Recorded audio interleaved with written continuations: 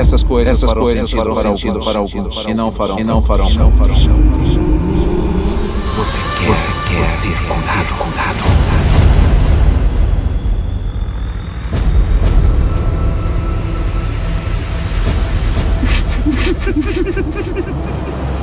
Estamos fazendo. Vai durar gerações. Não estou me sentindo muito Quem é de alguma Você? Estou aqui para pregar as boas novas do reino de Deus. Eu abri um caminho para as pessoas acessarem esse reino. Neste mundo, ossos ainda vão se partir. Corações ainda vão se partir. Mas no final,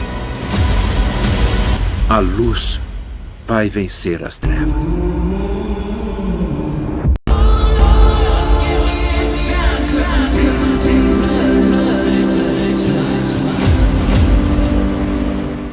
De hoje, a prisão de Satanás no milênio, Apocalipse 20. Vou mostrar para vocês também as imagens dos batismos que foram feitos em Santa Isabel, interior de São Paulo, no último dia 25, no último domingo. Então tá aqui os irmãos que foram batizados. Irmão Antenor à esquerda, irmão Eduardo aqui no meio. Ele mora em New Jersey, nos Estados Unidos, mas teve a oportunidade de vir passar uns dias aqui em São Paulo e foi batizado. Ele que já está em nosso meio desde 2018, se eu não me engano. E aqui o nosso irmão Milton. Mais algumas imagens, tem o pastor Eliseu, os irmãos que foram para assistir também o culto. Foi um dia muito agradável, um dia ensolarado. Deus abençoou grandemente. Vocês podem perceber aqui atrás como estava o sol, né, meus irmãos? Estava até difícil de tirar foto, porque as fotos elas acabavam ficando contra o sol. Aqui um louvor que foi tocado, o irmão Léo, da congregação de Itaquaquecetuba, do pastor Eliseu, do pastor Girleno. Deixa eu ver se a gente consegue ouvir aqui. Vou tentar colocar um pouco o áudio. A bondade de Deus és fiel em todo tempo. Em todo tempo tu és tão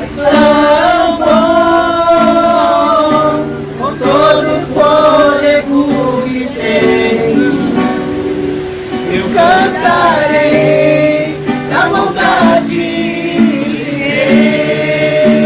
Deus, a doce voz que me guia em meio ao fogo, na escuridão, tua presença me conforta, sei que és meu Pai.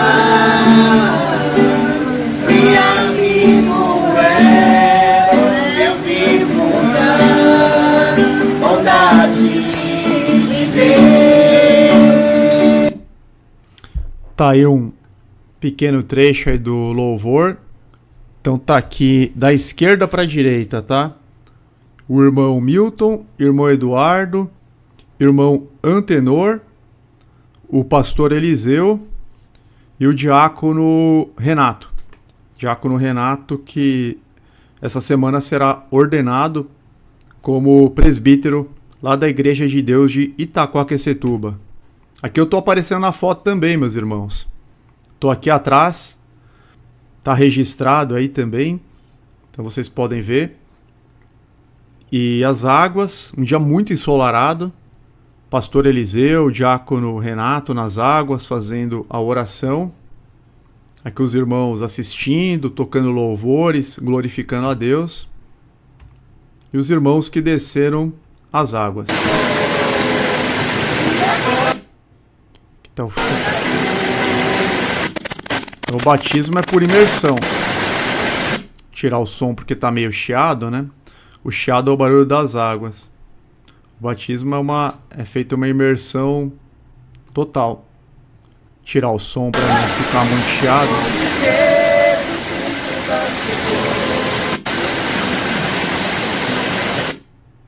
Sumiu o botãozinho do som. Ah, vocês podem ver aqui, ó. Então é a imersão total. Então tá aí registrado. Geralmente a gente tira a foto dos irmãos chegando ao local do batismo, mas eu acabei ficando para trás, que eu esqueci algumas coisas no carro, e dessa vez nós tiramos a foto ao contrário, dos irmãos partindo. Então tá aqui os irmãos partindo a hora que terminou o culto de batismo. Olha que bacana. Todos aqui regressando. Tá aí o registro das imagens. Foi um dia muito agradável neste último domingo. Um dia de festas, de festa nos céus e na terra. Toda a honra e toda a glória ao nosso amado Deus e ao nosso Redentor, o Senhor Jesus Cristo. Tá, e essa é a chácara lá em Santa Isabel. Feito o registro, quero agradecer a presença de 114 irmãos conosco. Só está faltando os likes, meus irmãos. Está faltando aí por volta de uns 10 likes para igualar o número de irmãos nos acompanhando. Seja muito bem-vindo, nosso irmão Evangelista Flávio, canal do Evangelista Flávio. O irmão Rafael, ele falou que só aguenta 10 minutos debaixo da água. Não, é questão de... É muito rápido, né? Faz a imersão e a pessoa já emerge logo em seguida. Então não precisa ter um fôlego bom. É bem rápido mesmo. O importante é ter a imersão completa, não ficar nenhuma parte do corpo fora da água, para representar corretamente a morte da antiga criatura, que nós fomos sepultados com Cristo e emergimos como novas criaturas. Quando a pessoa emerge, quando ela sai das águas, representa que ela nasceu de novo. Da mesma forma que nós morremos com Cristo, com Ele nós seremos ressuscitados. O irmão aqui, Fernandinha, mencionou: eu amo o barulho da cachoeira. Eu vou mostrar uma imagem que nós fizemos justamente da cachoeira. Deixa eu ver se eu consigo acertar aqui. Qual que é o vídeo que nós gravamos a cachoeira? Deixa eu ver se é esse aqui. Vamos ver. Ah, esse aqui tem imagem da cachoeira. Então vou deixar com o barulho.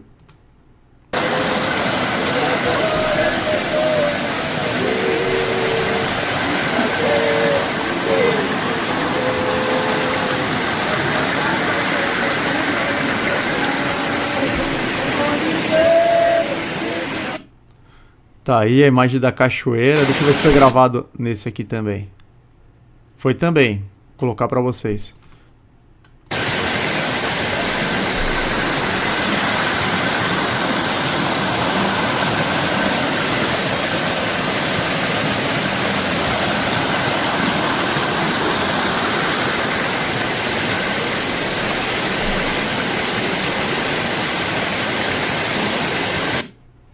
Tá aí, são águas vivas, águas correntes. Mas vamos lá. A gente vai colocar a apostila na tela para fazer esse estudo. Esse estudo da prisão de Satanás no milênio. Como que vai se dar isso? Onde será isso? Onde se darão todos esses acontecimentos? Antes de lermos o relato da prisão de Satanás em Apocalipse 20, vemos em Apocalipse 12 Satanás perdendo seu lugar no céu e sendo lançado à terra juntamente com um terço dos anjos, ou seja, juntamente com os anjos caídos. O diabo perdeu o acesso ao céu por ocasião da consumação da obra de redenção pelo nosso Senhor e Salvador Jesus Cristo. Façamos a leitura dos 2 primeiros versículos de Apocalipse 12. A gente vai analisar esta passagem e depois a gente vai ler mais um trecho de Apocalipse 12 para ter todo o contexto. Apocalipse 12, versos 1 e 2. Apareceu no céu um sinal extraordinário. Uma mulher vestida de sol, com a lua debaixo dos seus pés e uma coroa de 12 estrelas sobre a cabeça. Ela estava grávida e gritava de dor, pois estava para dar à luz.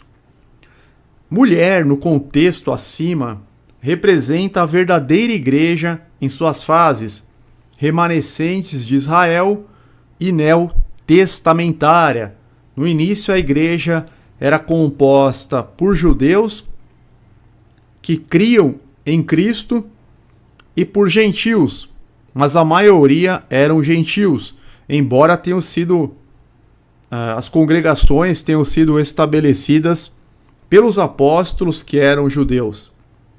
Enquanto em profecias a mulher justa é uma representação da verdadeira igreja de Deus, a noiva de Cristo, a mulher prostituta representa a igreja apostatada, como vemos em Apocalipse 17.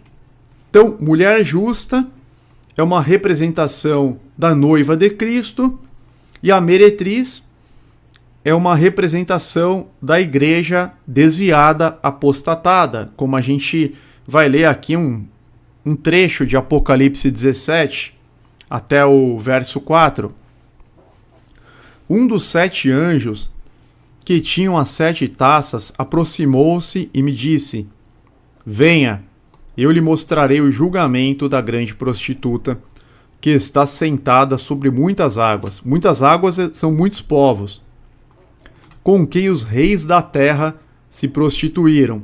Os habitantes da terra se embriagaram com o vinho da sua prostituição. Isso inclui as falsas doutrinas e todas as práticas detestáveis. Então o anjo me levou no espírito para um deserto. Ali vi uma mulher montada numa besta vermelha, que estava coberta de nomes blasfemos e que tinha 7 cabeças e 10 chifres. A mulher estava vestida de azul e vermelho e adornada de ouro, pedras preciosas e pérolas. Segurava um cálice de ouro cheio de coisas repugnantes e da impureza da sua prostituição. A gente não vai entrar a fundo na explicação de Apocalipse 17, mas nós percebemos essa diferença. A mulher pura, igreja de Deus, igreja primitiva, que fugiu para o deserto, que não se contaminou com o paganismo, que não se contaminou com as falsas doutrinas. E mulher prostituta, igreja apostatada, igreja católica romana e suas filhas, todas as seitas incluídas. A igreja fiel costuma ser mencionada como esposa de Cristo na Bíblia. 2 Coríntios 11:2, o zelo que tenho por vocês é um zelo que vem de Deus. Eu os prometi a um único marido, Cristo, querendo apresentá-los a ele como uma virgem pura. A verdadeira igreja, ela é comparável a uma virgem pura. É claro que de forma metafórica, meus irmãos. Outra passagem, Apocalipse 19:7. Regozijemo-nos, vamos nos alegrar e dar-lhe glória, pois chegou a hora do casamento do Cordeiro e sua noiva já se aprontou. Jesus, ele vem para ter esse encontro, essas bodas. Nós estamos aguardando as bodas do Cordeiro. A verdadeira igreja é a noiva e Cristo é o marido que vem buscar a noiva. Essa comparação que é feita. O versículo 1 de Apocalipse 12 diz que a mulher estava vestida de sol. É um versículo assim um tanto quanto complicado para entender. Vamos ler novamente. Apareceu no céu um sinal extraordinário. Uma mulher vestida de sol, com a lua debaixo dos seus pés e uma coroa de 12 estrelas sobre a cabeça. Então vamos entender o que é isso.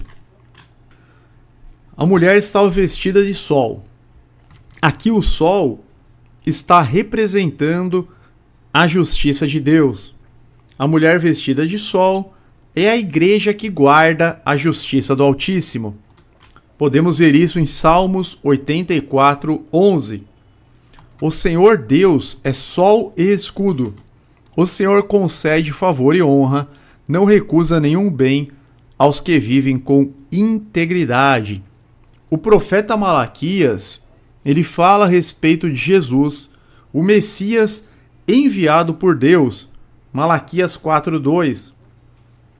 Mas para vocês que reverenciam o meu nome, o sol da justiça se levantará, trazendo cura em suas asas, e vocês sairão e saltarão como bezerros soltos do curral.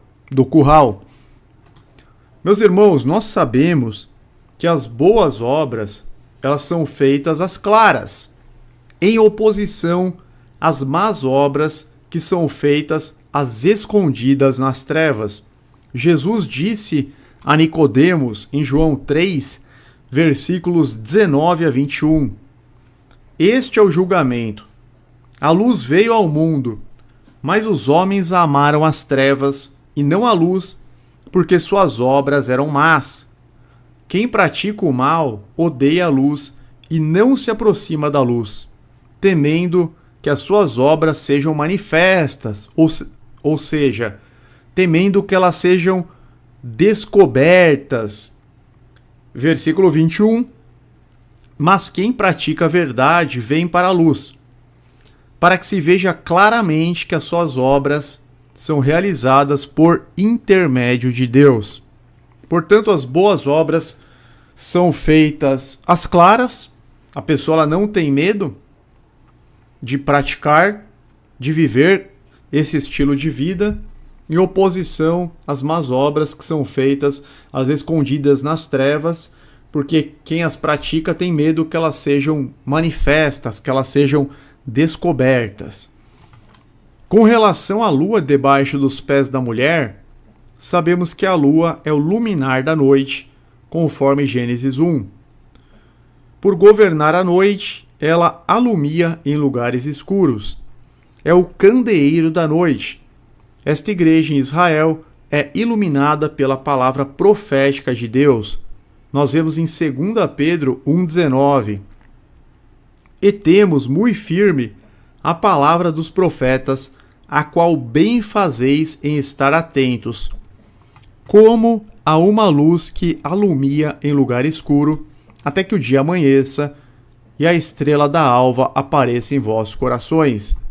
E Salmo 119, 105, lâmpada para os meus pés é a tua palavra e luz para o meu caminho. A igreja verdadeira, ela tem a palavra de Deus e a palavra é como lâmpada para os pés dos fiéis que iluminam os caminhos. Agora vamos interpretar a coroa. A coroa, também mencionada no verso 1 de Apocalipse 12, representa a elevada posição do povo remanescente de Deus em todos os tempos e em todas as suas batalhas contra as forças do mal. O termo coroa na Bíblia, além de reinado, poder, também se refere à honra, glória, vitória ou recompensa. Podemos citar a profecia contra o rei Zedequias, o último rei de Judá antes do cativeiro babilônico. O que Deus fala contra esse rei por intermédio do profeta Isaías? Por intermédio do profeta Ezequiel, em Ezequiel 21, do 25 ao 26.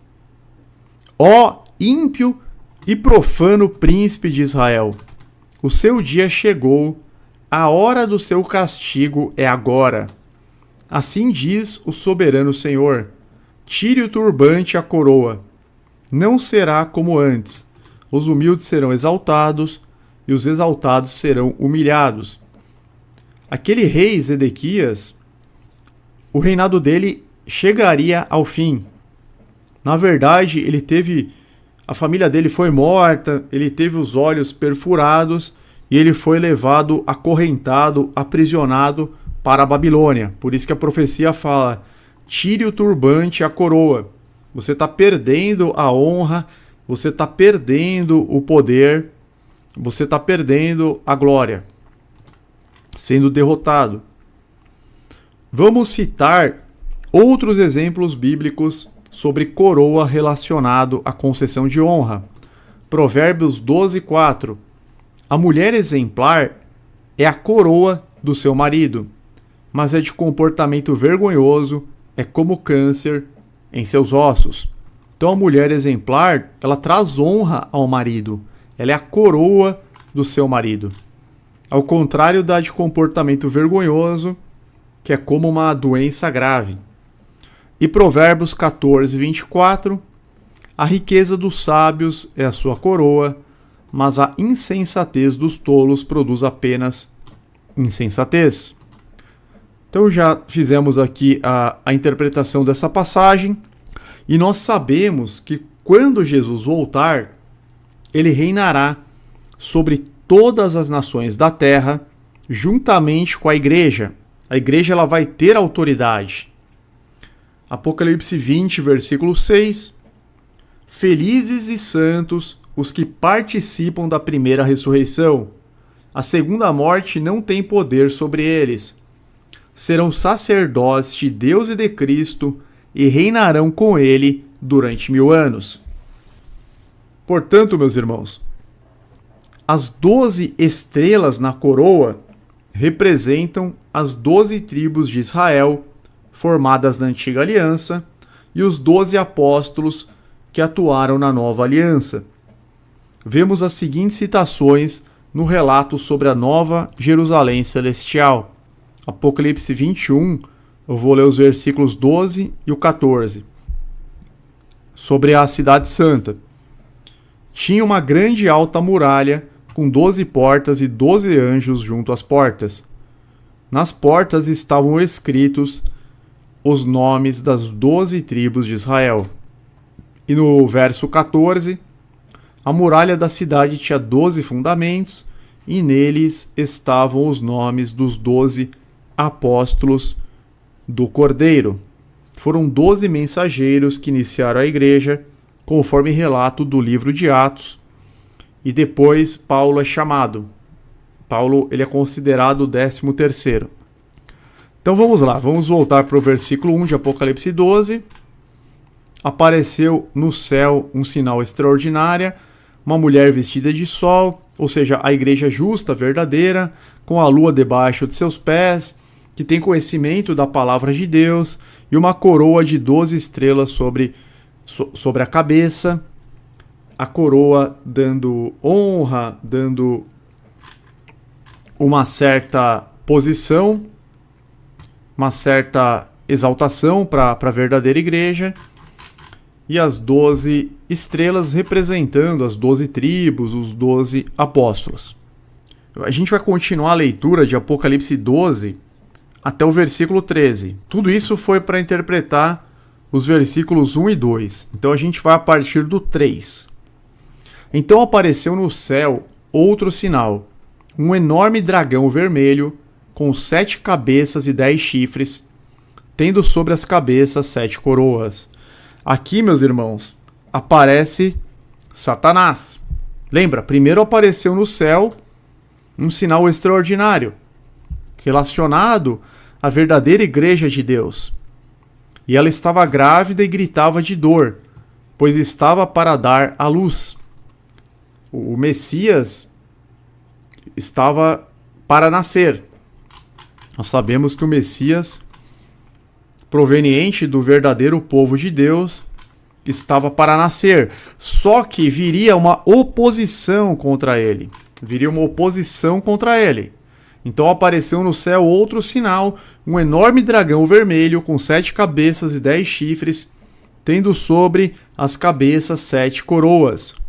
Sua cauda arrastou consigo 1/3 das estrelas do céu, lançando-as na terra. Aqui a gente já começa a entender que esse 1/3 das estrelas que foram arrastados pelo dragão representam os anjos caídos. Sua cauda arrastou consigo 1/3 das estrelas do céu, lançando-as na terra. A gente vai ver que eles perderam o acesso aos céus.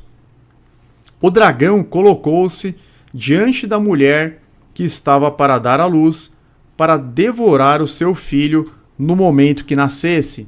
Nós sabemos que Satanás instigou Herodes a matar o menino Jesus.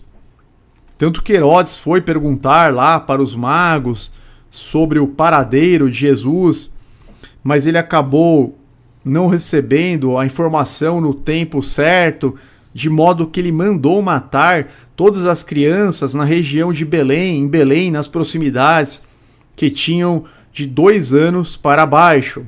Então, tão logo o nosso Senhor e Salvador Jesus Cristo nasceu, logo depois, Herodes, movido pelo maligno, deu a ordem para que ele fosse morto, para que todas as crianças da região fossem mortas, tanto que José e Maria precisaram fugir para o Egito. Vocês se lembram disso? José e Maria precisaram fugir do Egito para escapar deste decreto de Herodes. Por isso que está escrito que o dragão colocou-se diante da mulher que estava para dar à luz, para devorar seu filho no momento em que nascesse.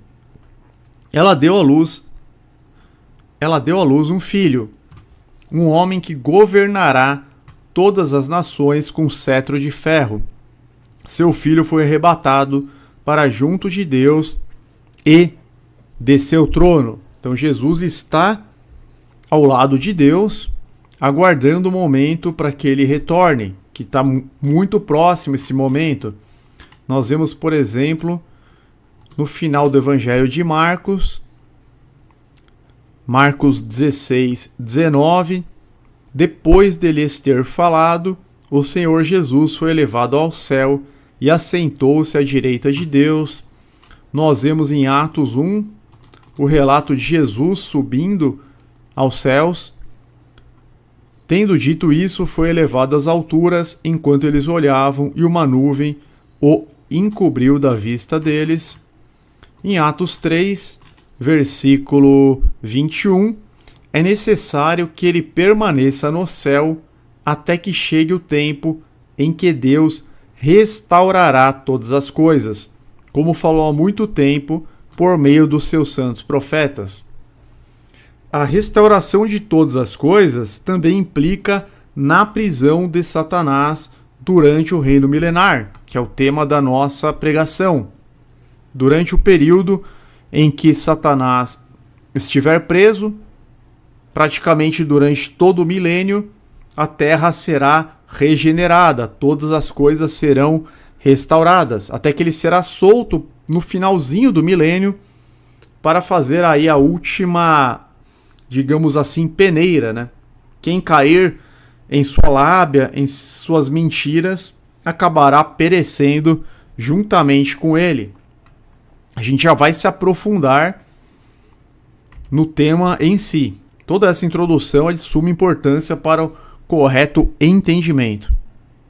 Vamos lá, versículo 6. A mulher fugiu para o deserto, para um lugar que lhe havia sido preparado por Deus, para que ali a sustentassem durante 1260 dias. O que significa a mulher fugiu para o deserto?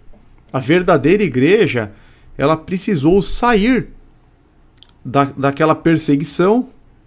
O Império Romano já estava dominando aquele império pagão, de modo que quem quisesse professar a verdadeira fé, quando a perseguição ela se tornou totalmente implacável, os verdadeiros adoradores precisaram fugir para lugares ermos. E ali a igreja foi sustentada por 1260 dias, que na verdade são dias proféticos, 1260 anos, de 538 até 1798, até o momento aí, aquele momento da Revolução Francesa, que o papado perdeu o poder, que o Papa Pio VI foi preso por Napoleão Bonaparte e foi morto no ano seguinte. Mas isso já é um estudo que nós apresentamos em outras lives. Tem também aqui nas playlists. Houve então, essa parte agora é importante, versículo 7. Houve então uma guerra no céu. Miguel e seus anjos lutaram contra o dragão, e o dragão e os seus anjos revidaram. É uma guerra literal. Teve uma guerra literal no céu. O arcanjo Miguel e os seus anjos lutaram contra o dragão e os seus anjos revidaram. Satanás tinha lá um grande exército, né, 1/3 dos anjos. Mas estes não foram suficientemente fortes e assim perderam o seu lugar no céu. o grande dragão foi lançado fora. Ele é a antiga serpente, chamada Diabo ou Satanás, que engana o mundo todo. Ele e os seus anjos foram lançados à terra. A gente vai entender que isso aconteceu quando veio a redenção, quando Jesus consumou a obra, porque no versículo 11 está dito que eles o venceram pelo sangue do Cordeiro. Então isso aconteceu há aproximadamente 2000 anos. Aproximadamente 2000 anos, quando Jesus consumou a obra redentiva, Satanás e seus anjos foram lançados à terra, perderam completamente o acesso que eles tinham aos céus, porque antes eles tinham acesso tanto à terra quanto aos céus. Tanto que a gente vê no livro de Jó, Satanás rodeando a terra e depois se aproximando do trono de Deus.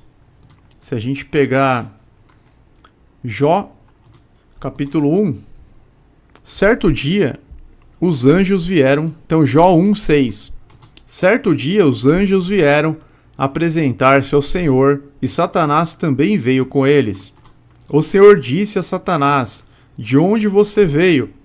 Satanás respondeu ao Senhor: de perambular pela terra e andar por ela. Então a gente vê que eles tinham acesso a toda a terra, mas também tinham acesso aos céus, ao terceiro céu, onde está o tabernáculo de Deus, e eles se apresentavam diante de Deus, do trono de Deus. Isso até que Jesus derrotou Satanás na cruz. Versículo 10, aqui de Apocalipse 12. Então ouvi uma forte voz do céu que dizia: agora veio a salvação, o poder e o reino do nosso Deus, e a autoridade do seu Cristo, pois foi lançado fora o acusador dos nossos irmãos, que os acusava diante do nosso Deus dia e noite. Essas acusações, elas perderam a força, porque Jesus justificou aqueles que nele creem. Antes, não havia um único homem justo sobre a terra. Então Satanás aproveitava com muita persistência para se colocar diante do trono de Deus e acusar os nossos irmãos dia e noite. Olha como a passagem fala aqui no versículo 10. Pois foi lançado fora o acusador dos nossos irmãos, que os acusava diante do nosso Deus dia e noite. E Deus, sendo longâmino, acabava suportando aquelas acusações, porque, de certa forma, eram acusações verdadeiras. Deus ainda não havia apresentado um único homem que não tivesse cometido o pecado. Não havia um único justo. A gente lembra, por exemplo, Salmo 14.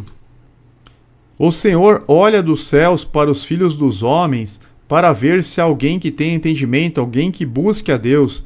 Todos se desviaram, igualmente se corromperam. Não há ninguém que faça o bem, não há nenhum sequer. Até que Jesus Cristo cumpriu toda a vontade de Deus, foi obediente até a morte e morte de cruz. A Bíblia fala isso, que Jesus foi obediente até a morte e morte de cruz. Mas até então, as acusações, de certa forma, eram verdadeiras. Satanás provavelmente estava dizendo diante de Deus: todos são pecadores, todos se desviaram, todos os homens são corrompidos, não há nenhum justo, não há ninguém que faça o bem. E não havia como refutar aquilo até então. Ele aproveitava para formular essas acusações diante de Deus incansavelmente, sem preguiça, dia e noite. Por isso que é importante a gente não ter preguiça para orar, a gente estar diante de Deus, orando também sem cessar, buscando a Deus durante o dia, buscando a Deus durante a noite. Se acordar de madrugada, ora também de madrugada, porque a gente percebe que o mal, ele é incansável. Então nós que somos povo de Deus, precisamos também ser incansáveis em fazer aquilo que é o correto.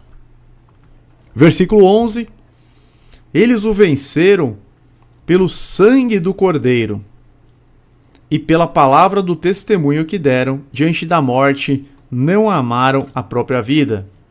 Então precisou do derramar do sangue de Jesus para que Satanás fosse expulso dos céus, porque quando Jesus derramou o seu sangue na cruz, o que aconteceu? Ele ungiu o lugar santíssimo. Jesus derramou o seu sangue, ungiu o lugar santíssimo, conforme está profetizado em Daniel 9. Daniel 9 não está falando do anticristo, está falando do Messias lá no final. Vamos tentar recordar aqui. Versículo 24. 70 semanas, a gente sabe que são 70 semanas de anos, 490 anos. 70 semanas estão decretadas para o seu povo e sua santa cidade, para acabar com a transgressão, para dar fim ao pecado, para expiar as culpas, para trazer justiça eterna, para cumprir a visão profética e para ungir o Santíssimo. Então, obviamente, isso seria feito pelo Messias.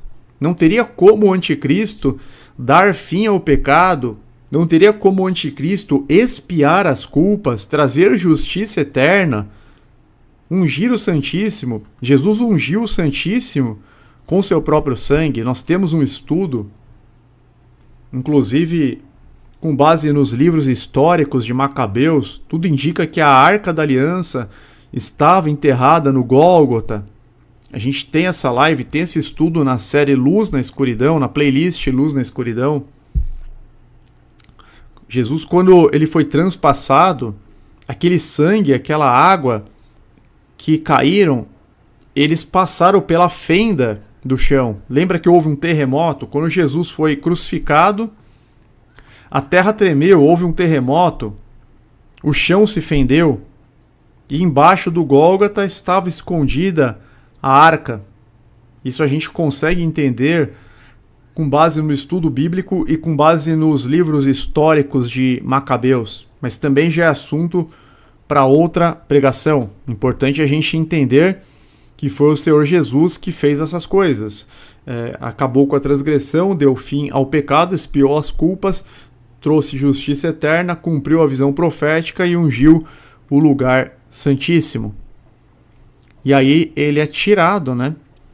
Ele é tirado no meio da última semana.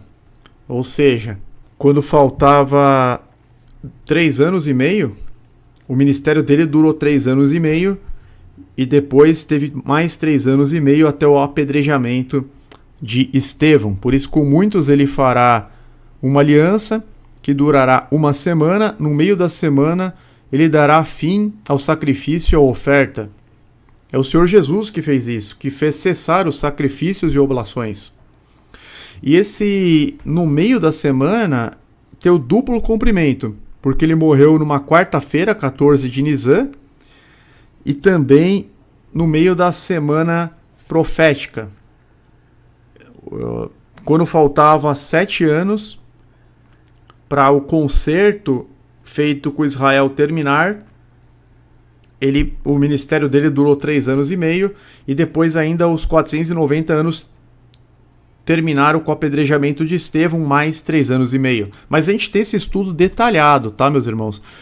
Tá aqui, se vocês clicarem Luz na Escuridão, a live 9 são as 70 semanas de anos de Daniel 9. A gente até coloca no título, quem fará cessar os sacrifícios? É a live 9. Então vamos dar continuidade aqui. Eles o venceram pelo sangue do Cordeiro e pela palavra do testemunho que deram, diante da morte não amaram a própria vida.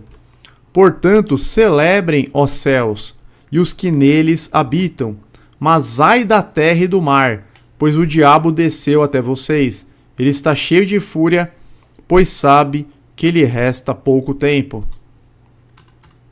Boa noite aí para o nosso irmão, pastor Sérgio Murilo Nicodemos.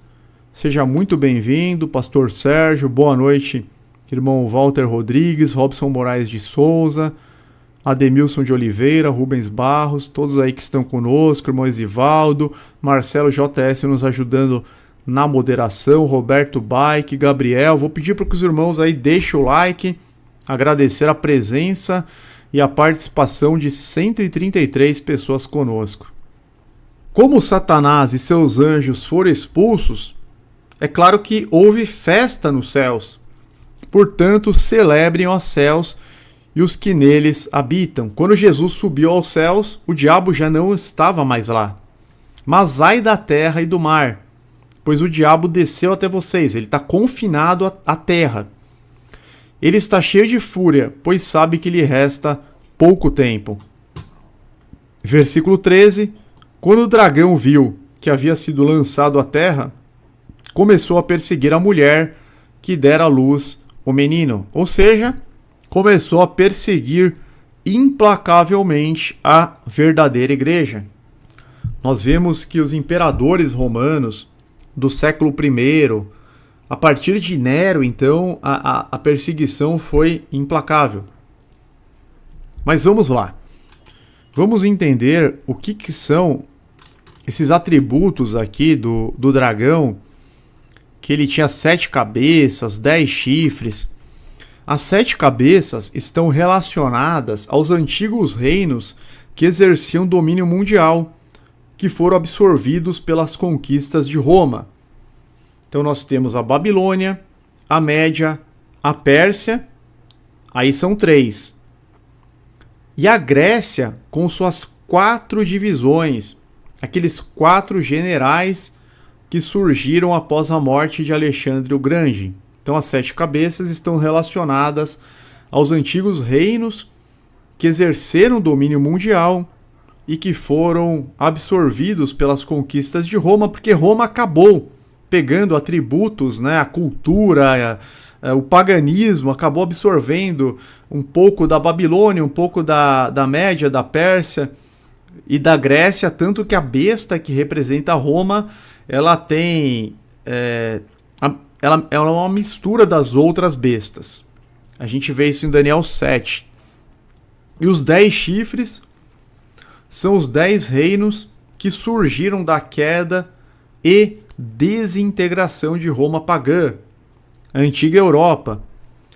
E depois caíram 3 desses reinos, 3 chifres caíram, quais sejam os Érolos, os Vândalos e os Ostrogodos, e deram lugar a outro chifre diferente dos demais, o papado, que detém poder religioso e político.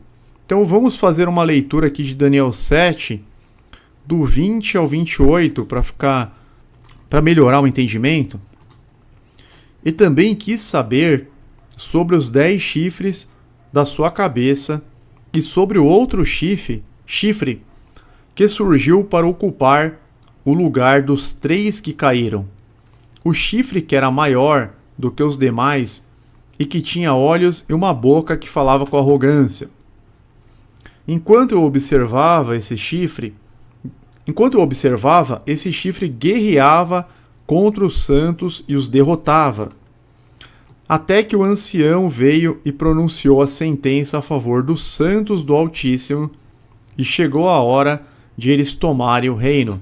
Então você vê os 10 chifres, as 10 divisões de Roma, depois um que surge para ocupar lugar de 3 que caíram. Os 3 que caíram foram os Érolos, os Vândalos e os Ostrogodos, e o papado ocupa esse lugar. Ele tinha olhos e uma boca que falava com arrogância, representando aí o representante humano, o Papa. Ele me deu a seguinte explicação: o quarto animal é um quarto reino que aparecerá na terra. Será diferente de todos os outros reinos e devorará a terra inteira, despedaçando-a e pisoteando-a. Os 10 chifres são 10 reis que sairão desse reino. Depois deles, um outro rei se levantará e será diferente dos primeiros reis. O Papa, ele é tanto rei quanto detém poder político.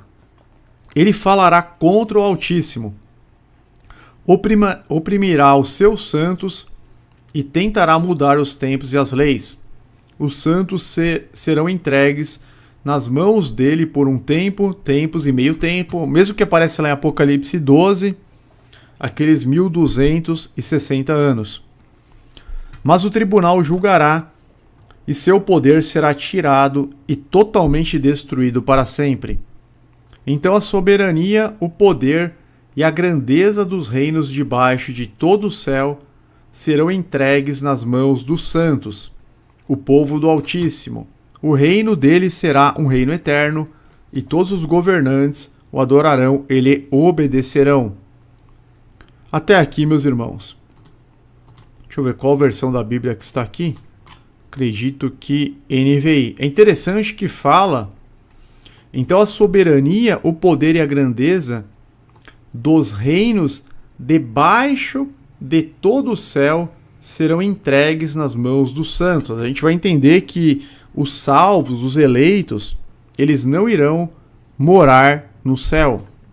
Mas vamos lá. A terça parte das estrelas do céu são os anjos caídos, seduzidos por Satanás.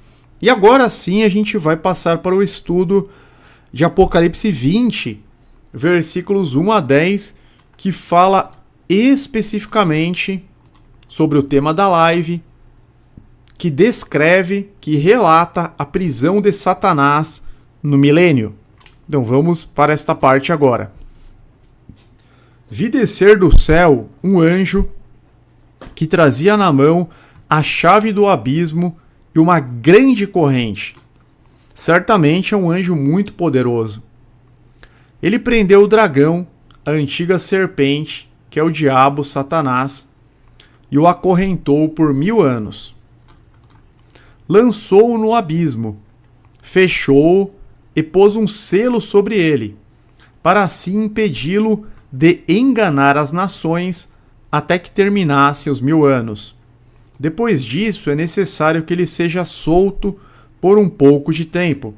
Nós sabemos, meus irmãos, que o diabo, ele engana as nações, praticamente todas as pessoas, exceto as pessoas que foram libertas por Cristo. Cristo nos libertou deste engano, deste mundo caído, corrompido. Então nós não acreditamos mais, nós não andamos mais em conformidade com este mundo, nós não acreditamos mais nas falsas teorias, na falsa ciência, todo esse engano, teoria do Big Bang, evolucionismo, terra bola molhada giratória, tudo que é proposto, né? Nós somos uma poeira cósmica no meio do nada, não temos propósito, tudo é muito aleatório. Nós somos libertos de todo esse engano que nos aprisionava, e agora nós buscamos, nós pertencemos ao reino de Deus. Nós já fazemos parte do reino de Deus, embora o reino não tenha se manifestado fisicamente na terra, porque o reino de Deus ele vem em fases. Mas o Espírito Santo de Deus já habita em nós. Jesus já governa os nossos corações. Porém, todos os demais se encontram enganados. Por isso que ele vai ser preso, que ele vai ser acorrentado durante 1000 anos, para que ele seja impedido de enganar as nações até que termine o reino milenar. Depois disso é necessário que ele seja solto por um pouco de tempo. Versículo 4. Vi tronos em que se assentaram aqueles a quem havia sido dado autoridade para julgar. Vi as almas dos que foram decapitados por causa do testemunho de Jesus e da palavra de Deus. Eles não tinham adorado a besta nem a sua imagem, e não tinham recebido a sua marca na testa nem nas mãos. Eles ressuscitaram e reinaram com Cristo durante 1000 anos. Nós temos também na série Luz na Escuridão a explicação do que é exatamente a marca da besta. É o vídeo de número 11 da playlist, tá? Então tá aqui na tela para vocês. O vídeo 11 da playlist Luz na Escuridão, a gente explica exatamente o que é a marca da besta, quem que é a segunda besta de Apocalipse 13, com todos os detalhes. Versículo 5. O restante dos mortos não voltou a viver até que se completarem os 1000 anos. Esta é a primeira ressurreição. Então existem 2 ressurreições na Bíblia. A primeira ressurreição, que é a melhor ressurreição, a pessoa ela não vai passar pelo julgamento do grande trono branco, e ela é no começo do milênio, é imediatamente quando Jesus retorna, e depois você tem a segunda ressurreição. A segunda ressurreição é no final do milênio, mas aí a pessoa ela tem que passar pelo julgamento do grande trono branco, vários livros serão abertos, e se o nome não for encontrado no livro da vida, ela corre o risco de ser lançada no lago de fogo e enxofre. Então é importante a gente buscar ser fiel até o fim para participarmos da primeira. Versículo 6. Felizes e santos os que participam da primeira ressurreição. A segunda morte não tem poder sobre eles. Serão sacerdotes de Deus e de Cristo e reinarão com ele, reinarão com Jesus durante 1000 anos. Por isso que a gente vê em Hebreus 11:35, as mulheres receberam pela ressurreição seus mortos, uns foram torturados, não aceitando seu livramento para alcançarem uma melhor ressurreição. Então teve irmãos nossos, que eles foram presos e tiveram a oportunidade de serem libertos. Caso eles negassem a Cristo, a fé, caso eles professassem falsas doutrinas, mas eles não aceitaram o livramento, eles foram fortes, foram muito corajosos e foram torturados, queimados, para alcançarem a melhor ressurreição. Outros experimentaram escárnios, açoites, até cadeias e prisões. Foram apedrejados, cerrados, tentados, mortos ao fio da espada, andaram vestidos de peles de ovelhas e de cabras, desamparados, aflitos, maltratados, dos quais o mundo não era digno, errantes pelos desertos e montes e pelas covas e cavernas da terra. Tá aí os irmãos que foram heróis da fé realmente, e nós também temos chance de participar da primeira ressurreição, porque nós fazemos parte do povo de Deus, da verdadeira Igreja de Cristo. Basta permanecermos fiéis até o fim, produzindo os frutos do Espírito e não da carne. Quando terminarem os 1000 anos, Satanás será solto da sua prisão.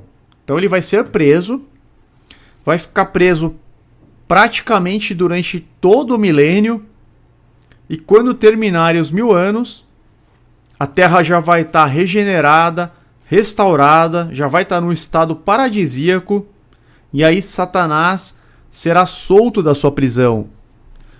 Por que isso? Porque ele vai ser usado para fazer um filtro. Quem é realmente fiel a Deus e quem vai cair no engano dele.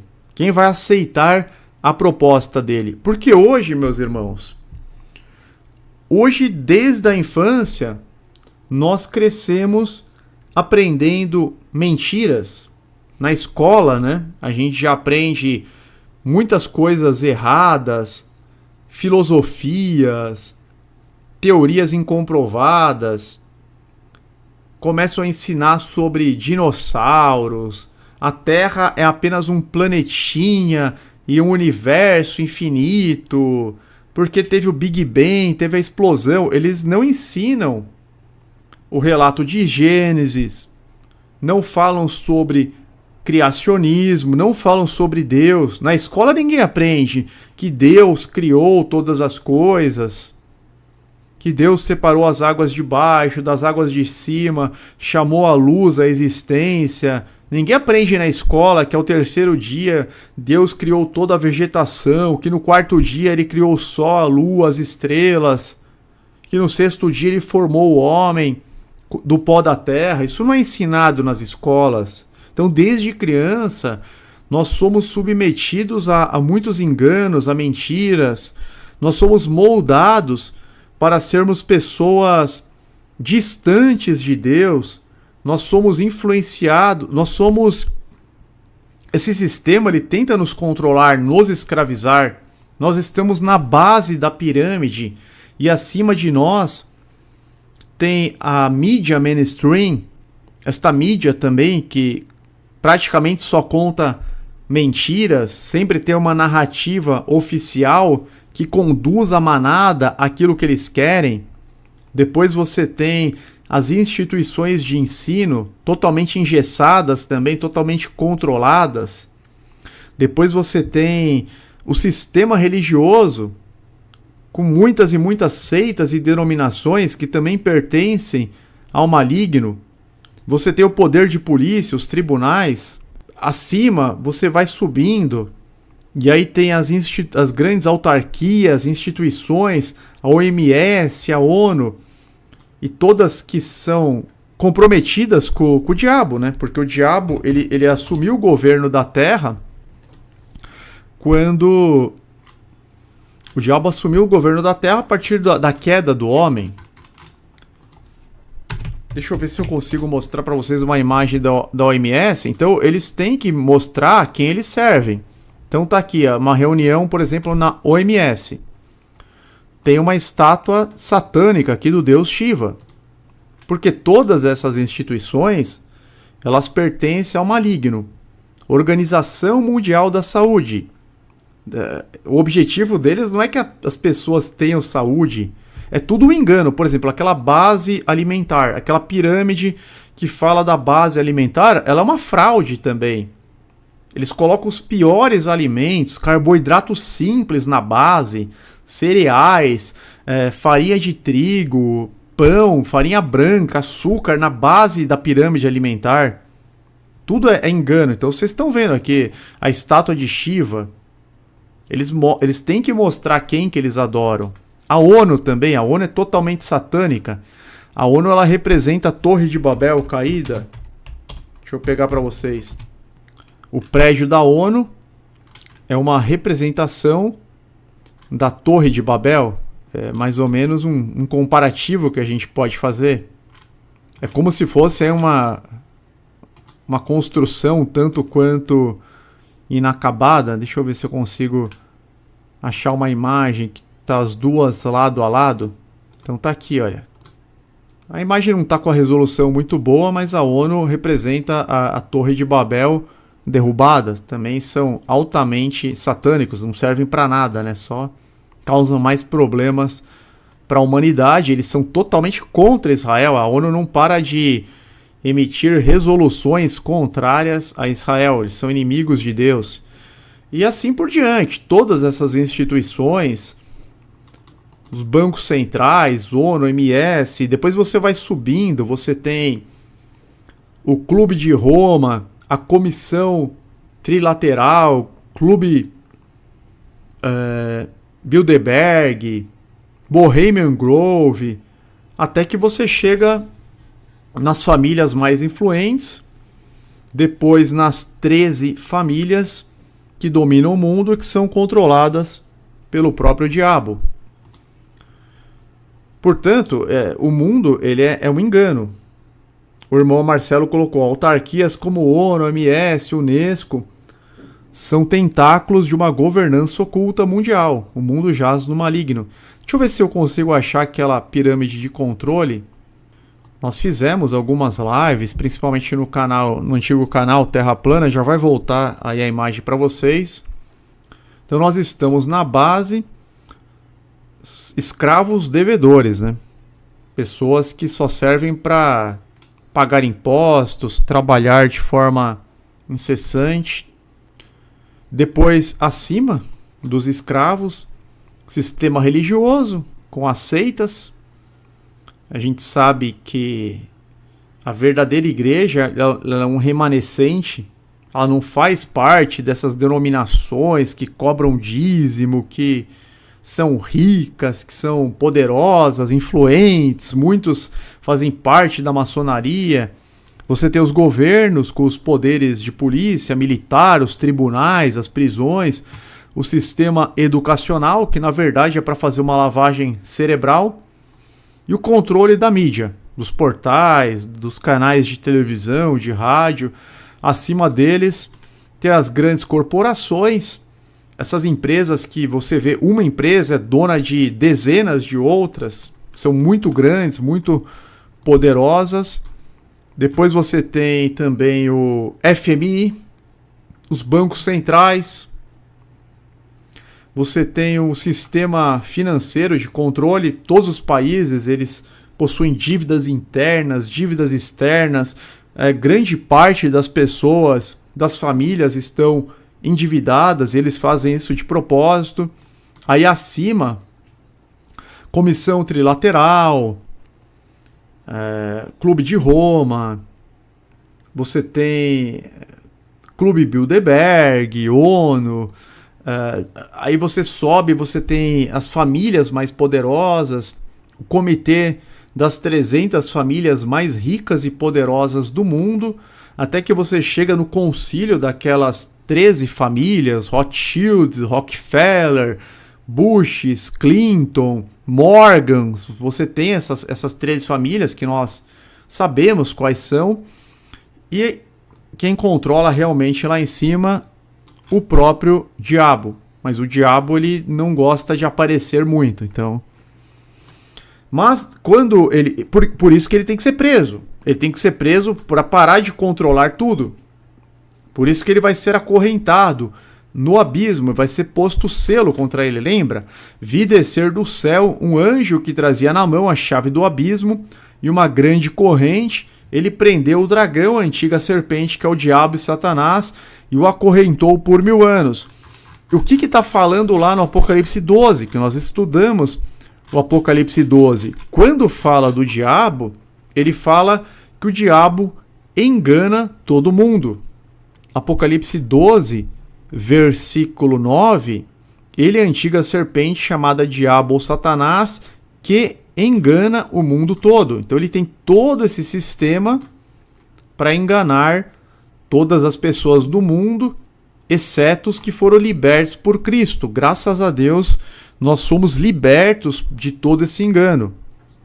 Nós não estamos mais sob o domínio das trevas, nós somos resgatados. A Bíblia fala que a gente é resgatado do domínio das trevas.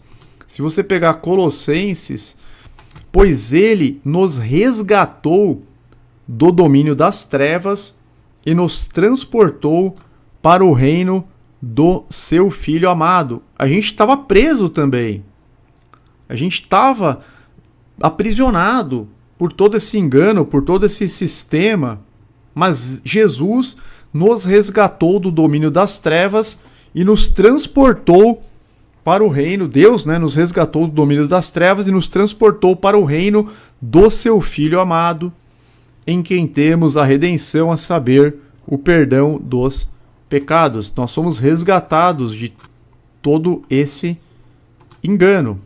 Continuando, ele é preso, mas quando terminarem os 1000 anos, Satanás será solto da sua prisão e sairá para enganar as nações que estão nos 4 cantos da terra. Durante esses 1000 anos, as pessoas elas vão ser instruídas desde pequena, desde crianças, na palavra de Deus. Nós podemos ler um breve relato aqui, Isaías 11. Isaías 11, que fala um pouco do reino milenar, fala sobre o governo justo de Cristo, e ele se inspirará no temor do Senhor, não julgará pela aparência, nem decidirá com base no que ouviu. mas com retidão julgará os necessitados, com justiça tomará decisões em favor dos pobres. Com suas palavras, como se fosse um cajado, ferirá a terra, com o sopro de sua boca matará os ímpios. Vai ser um período de justiça total, meus irmãos. Não vai ser como hoje, que você pode comprar uma sentença, subornar uma pessoa.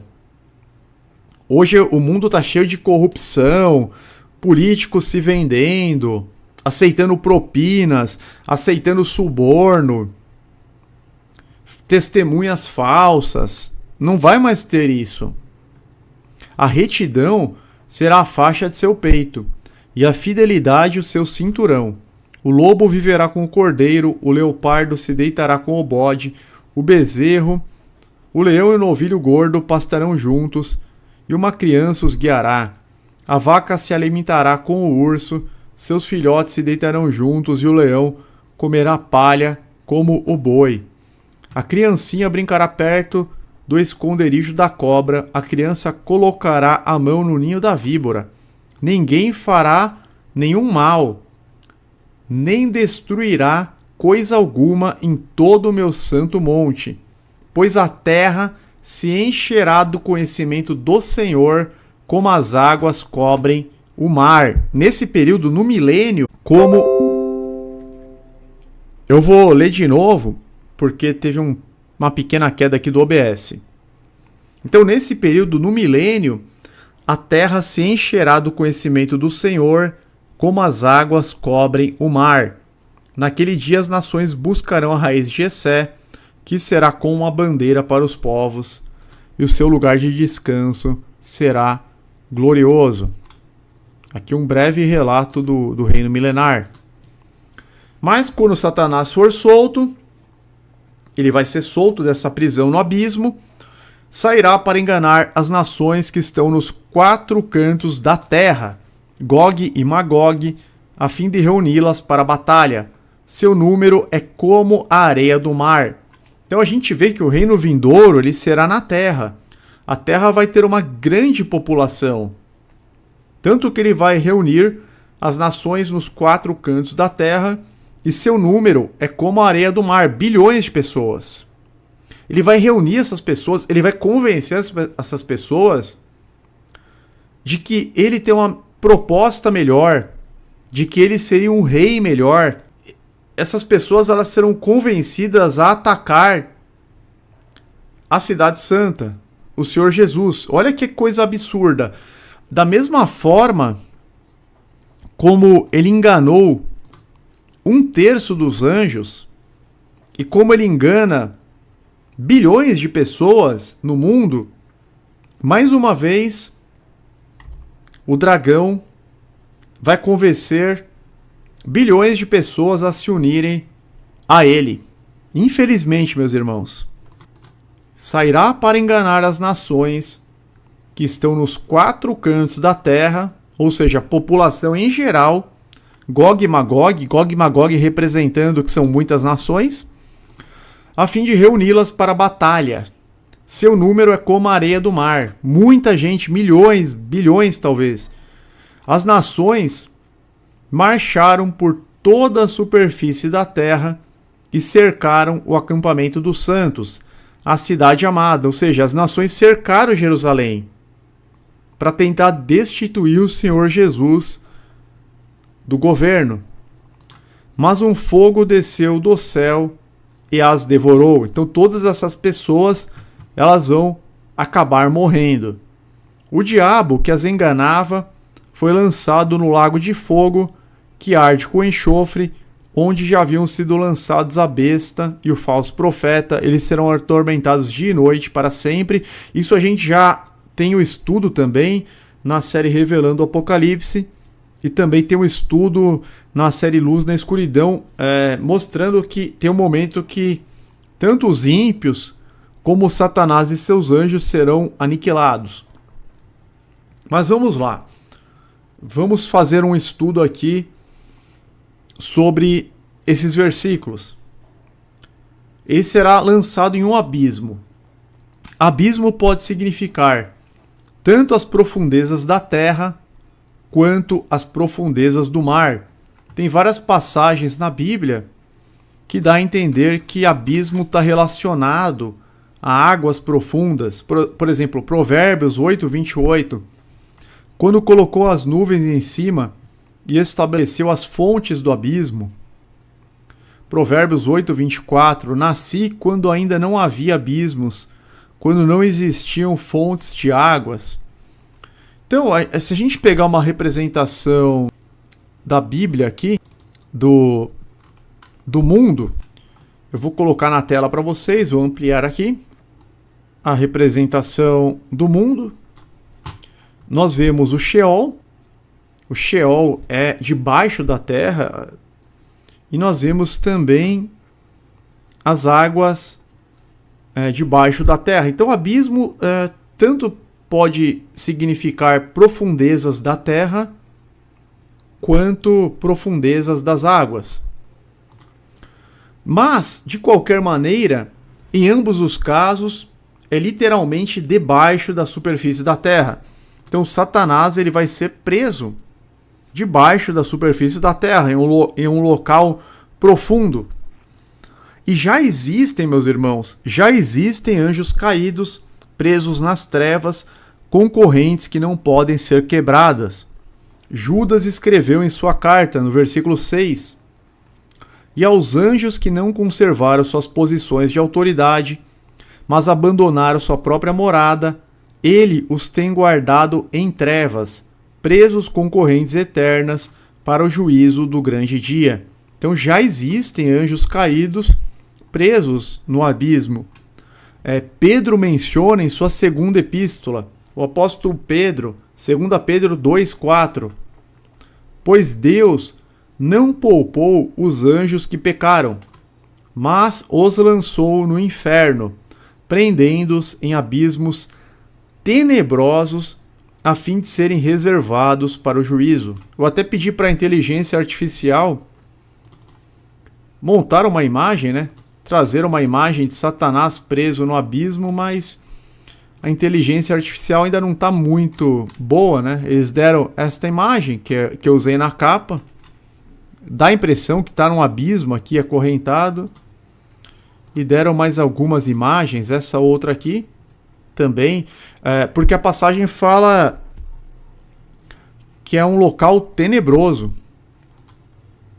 prendendo-os em abismos tenebrosos, a fim de serem reservados para o juízo. Então, certamente é um lugar horrível, escuro, onde eles estão literalmente acorrentados. A gente vê que a corrente vem do céu, porque é um anjo do Senhor.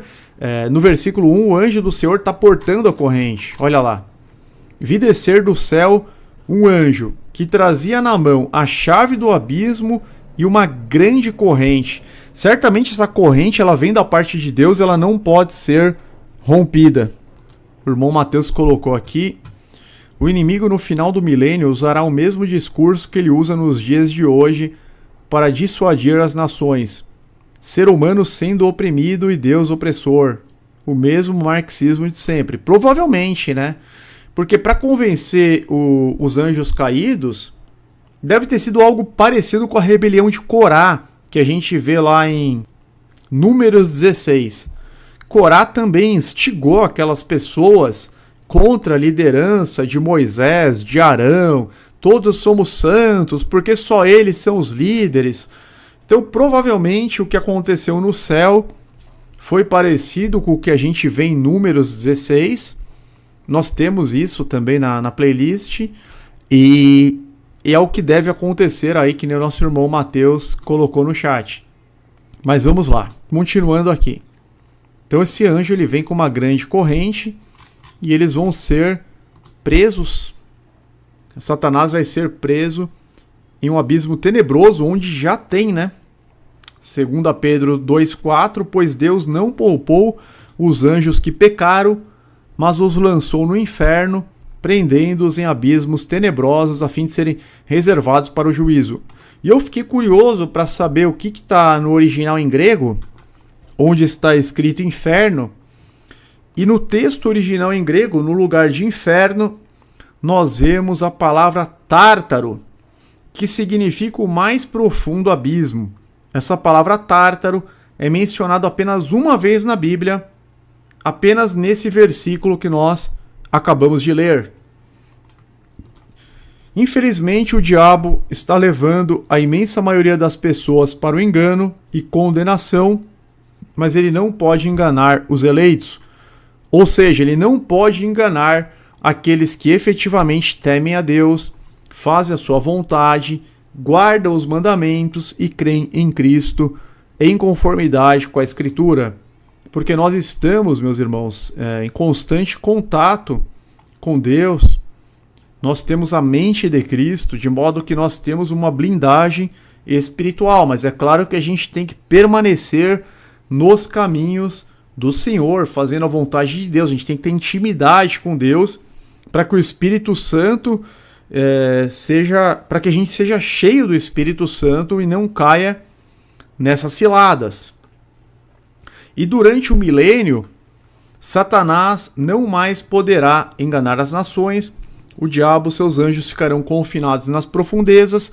Jesus Cristo será rei sobre toda a terra. Ninguém será levado para o céu.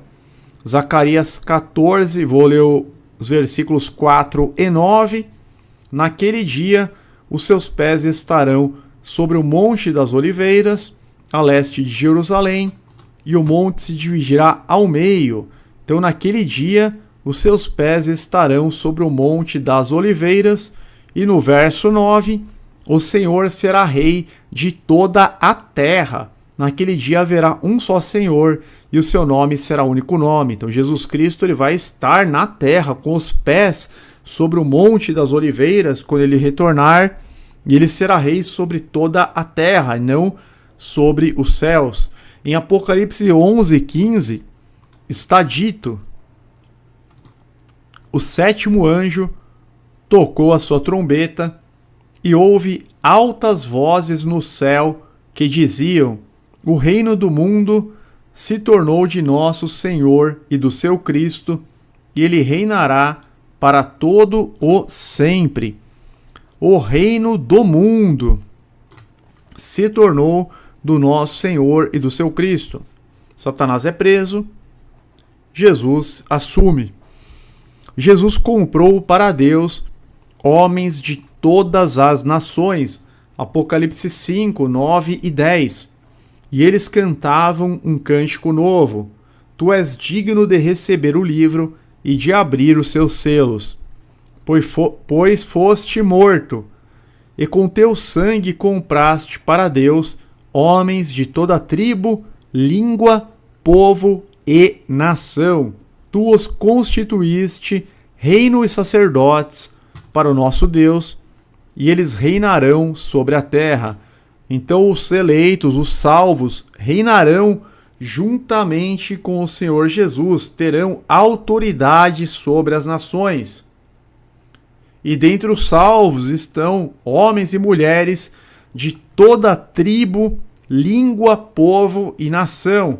Não tem o menor sentido essas pessoas que começam a se judaizar, a se vestirem de judeus ortodoxos, e aí coloca quipá, talite, e compra um candelabro. Isso aí é perigosíssimo, meus irmãos.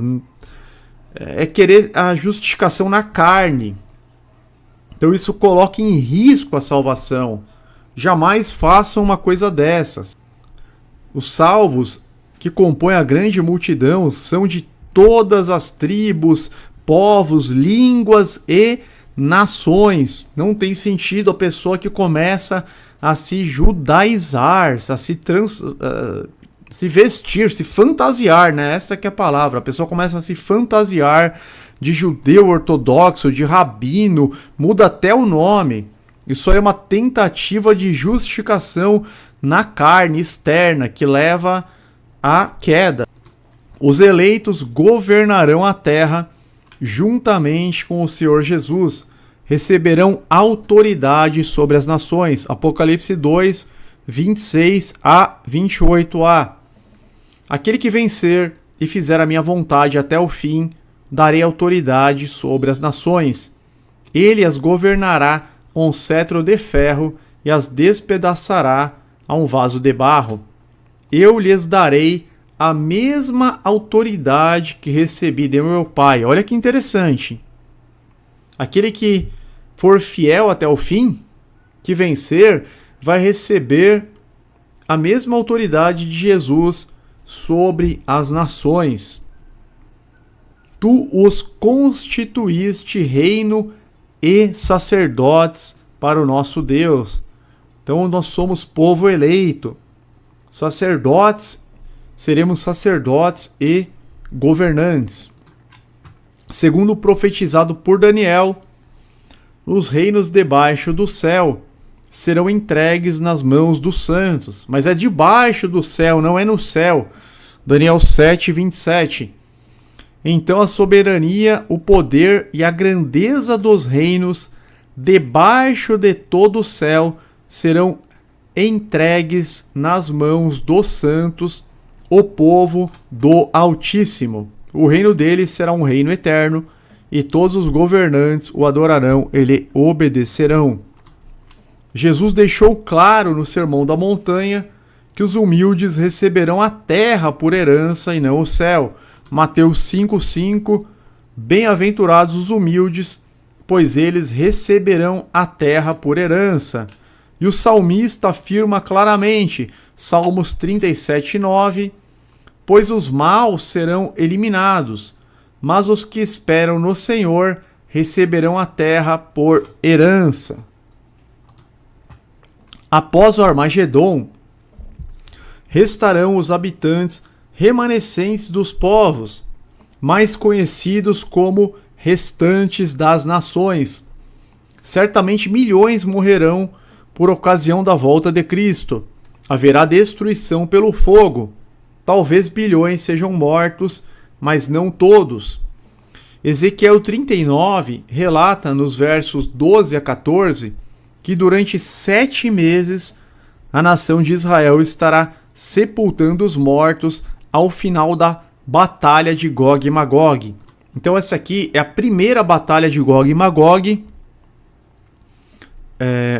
a batalha do Armagedon, sobre a qual Jesus volta, e depois a batalha de Gog e Magog, mencionada em Apocalipse 20, é 1000 anos depois. E olha que interessante, Ezequiel 39:14.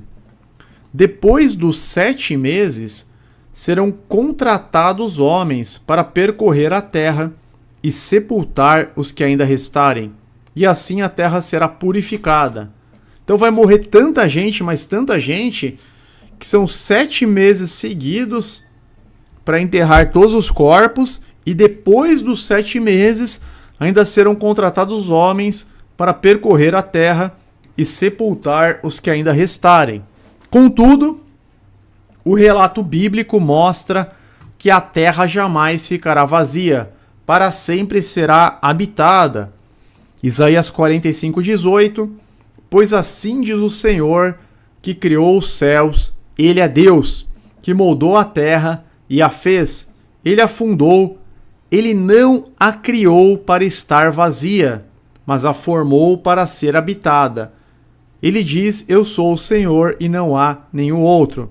Então Deus, ele não fundou a terra, ele não moldou a terra para estar vazia, mas a formou para ser habitada. Depois do dilúvio, meus irmãos, Deus prometeu que não mais destruiria todos os seres vivos. A gente vê em Gênesis 8:21, Deus falando, nunca mais amaldiçoarei a terra por causa do homem, pois o seu coração é inteiramente inclinado para o mal desde a infância. E nunca mais destruirei todos os seres vivos, como fiz desta vez.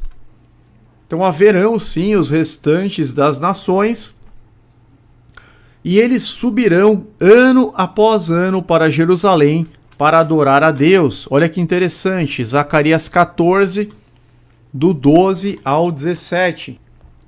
Esta é a praga com a qual o Senhor castigará todas as nações que lutarem contra Jerusalém. Sua carne apodrecerá enquanto estiverem ainda em pé. Seus olhos apodrecerão em suas órbitas, e sua língua apodrecerá dentro de suas bocas. Não é uma boa ideia amaldiçoar Israel, não é uma boa ideia proferir palavras contra Jerusalém, contra Israel, como fez aí um certo presidente, né, meus irmãos? Então esta é a praga com a qual o Senhor castigará todas as nações que lutarem contra Jerusalém. A carne apodrecerá enquanto estiverem ainda em pé, seus olhos apodrecerão em suas órbitas, e sua língua apodrecerá dentro de suas bocas. Naquele dia, grande confusão dominará essas nações, causada pelo Senhor. Cada um atacará o que estiver ao seu lado. Que Deus livre o Brasil de entrar nesta batalha final contra Israel.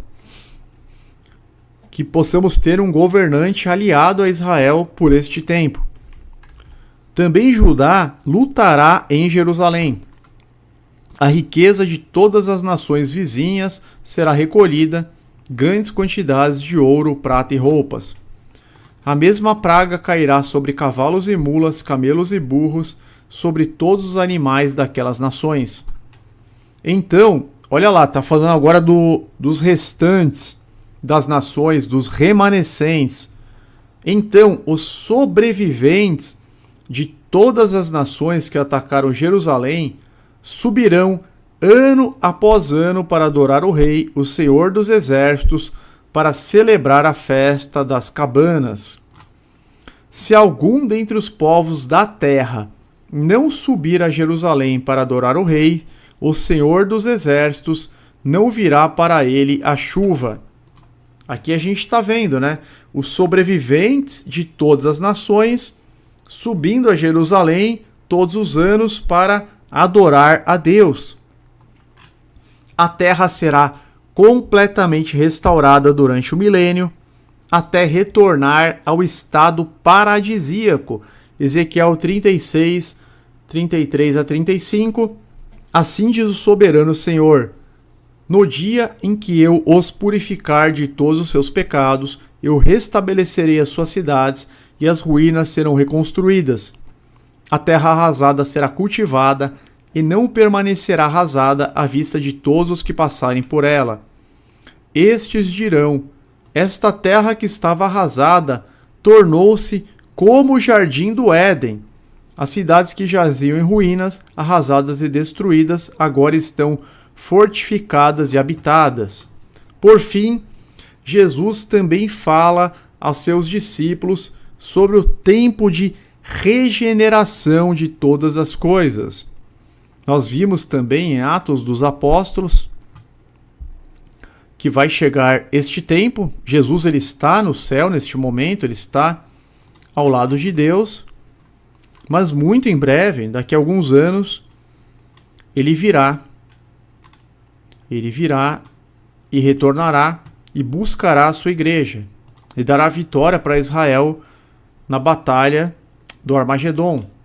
Então, como a gente leu lá em Atos 3, 21, é necessário que ele permaneça no céu até que chegue o tempo em que Deus restaurará todas as coisas.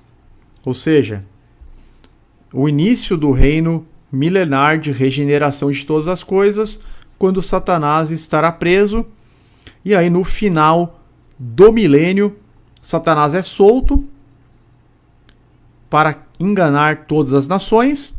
Ele será solto de sua prisão, sairá para enganar as nações que estão nos 4 cantos da terra, a fim de reuni-las para a batalha, e essas nações marcharão lideradas por ele, por toda a superfície da terra, cercarão o acampamento dos santos, mas um fogo descerá dos céus e devorará todas essas pessoas, todos esses povos, e serão lançados no lago de fogo, de modo que ele será totalmente eliminado.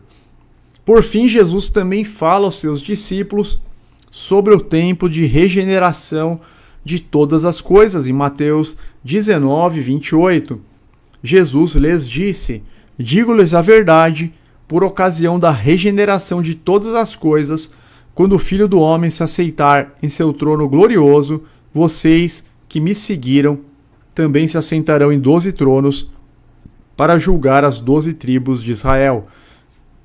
Dentre os salvos, nós vemos aqueles que compõem os 144 mil, os israelitas de todas as tribos e a grande multidão composta de todos os povos. Então Jesus fala também desse tempo de regeneração de todas as coisas, quando o Filho do Homem se assentar em seu trono glorioso. Ele vai se assentar no trono de Davi em Jerusalém, e nós seremos sacerdotes e governantes juntamente com ele, se Deus quiser. Até aqui, meus irmãos. Não a nós, Senhor, nenhuma glória para nós, mas sim ao teu nome, por teu amor, por tua fidelidade, porque dele, por ele, para ele são todas as coisas. Glória, pois, eternamente a Deus e a Jesus. Amém. Eu vou pedir para que cada um de vocês, 132 pessoas conosco, para que cada um de vocês deixe um comentário fixo, porque este comentário fixo vai impulsionar a live para que ela chegue a mais pessoas. É claro que tem muita coisa que vocês vão precisar complementar com os estudos das séries Luz na Escuridão e Revelando o Apocalipse, mas lá vocês terão a resposta das suas dúvidas. Então eu conto com vocês para que cada um deixe um comentário fixo. Se alguém esqueceu do like, pode deixar agora, por gentileza. Fiquem todos na paz e na proteção do nosso amado Deus. Essas coisas farão sentido para alguns e não farão. Você quer ser curado.